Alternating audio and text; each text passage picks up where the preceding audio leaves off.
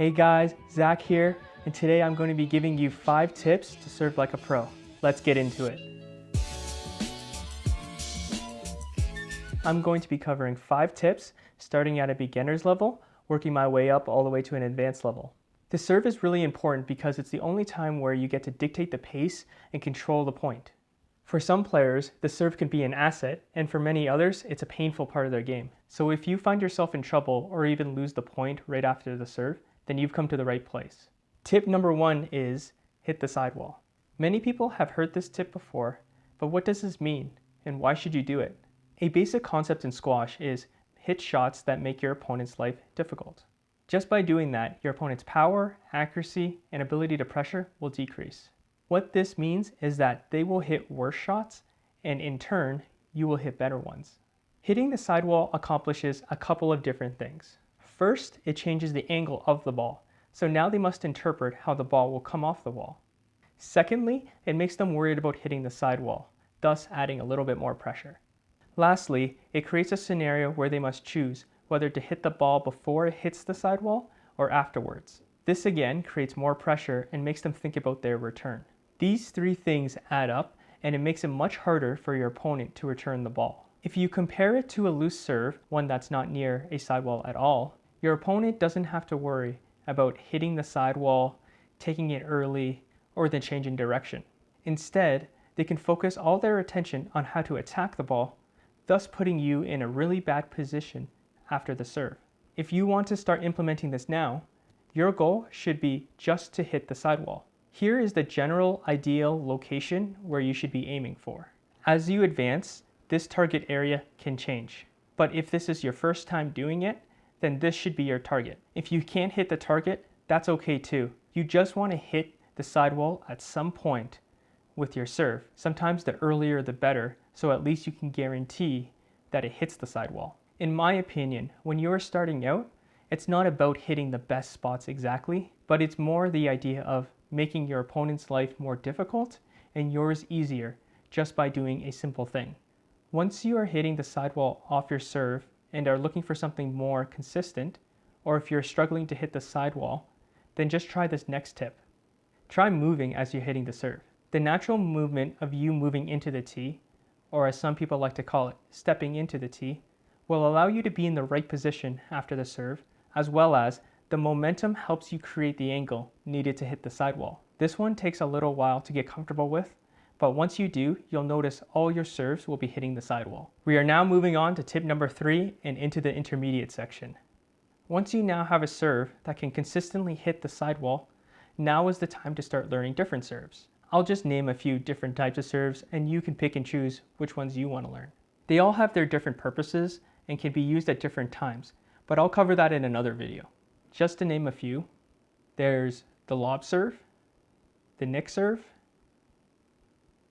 a hard power serve, the body serve,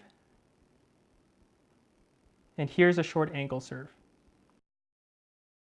You don't have to master every single one of these, but having 2 or 3 of these different types of serves can change an outcome of a game.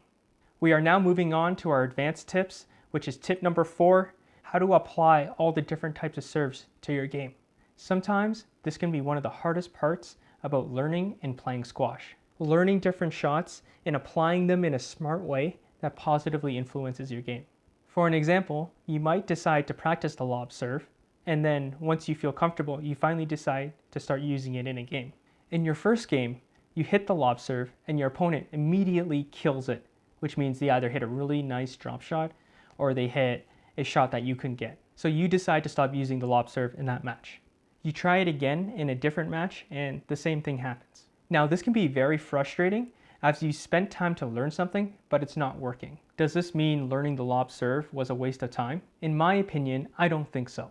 You've worked hard developing a shot, and yeah, sure, it isn't as good as it needs to be to work against everybody. This is where you need to do a little bit of self-assessment and realize why it's not working in your games. Maybe your opponents are extremely good volleyers and they are able to punish your serve because it was loose. But there are going to be some players who don't like to volley the serve above their head or don't even like to volley at all. All of a sudden, the lob serve now becomes an important part of the match. I am a strong believer in trying different types of serves during a match, especially during the first 2 games. After the first 2 games, I should have a good idea of what serves are working and what serves aren't. I'll keep hitting the serve that is working, and even later into a game, let's say 9-7, I'll mix up the serves just to keep my opponents on their toes. So for an example, if I've been using the lob serve the whole time, I'll switch it up and hit a hard serve or even a short angle serve. Most of the time, they are not totally prepared for this, and it sets up the point nicely for me to control and pressure. So during your match, mix up the pace, the height, the angle, and see which your opponent reacts the worst to and start using it. We are now on to the last tip, and this is tip number 5, which is one of my favorites. Look where your opponent is standing. This tip can almost be a beginner's tip, but to fully take advantage of it requires a decent amount of skill.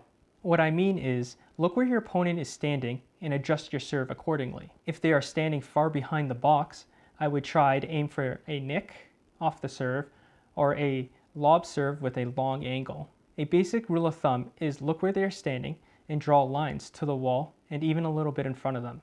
This is the area where they are going to have the toughest time returning serves. If they are standing high on the box, hitting short angle hard serves or high lob serves are usually really good in this scenario. Just by applying these different tips to your game, you're going to start to see immediate results. The number 1 rule with a serve though is just hit the sidewall. I would say 90% of the time, your opponent can't attack off the serve, and at least this gets you into the rally. Your goal is to turn the serve from a weak area to one that applies pressure for you in a match. The last thing I want to talk to you about is practice. Don't be afraid to practice the serve. You can use things like a shoe as a target, or even putting tape on the wall so you have guidelines to hit. This is the fastest way to learning how to serve better. Everyone practices different parts of their game, such as a drop shot or their length, and the serve is no different. Focused practice is the way to go. Thank you everyone for watching, and I hope you enjoyed this episode of Squash IQ. If you enjoyed it, squash that like button and hit that subscribe button and hit the bell icon to see when the next videos are coming out. Let me know in the comments what other videos or topics you would like me to cover, and tell me how these tips worked out for you.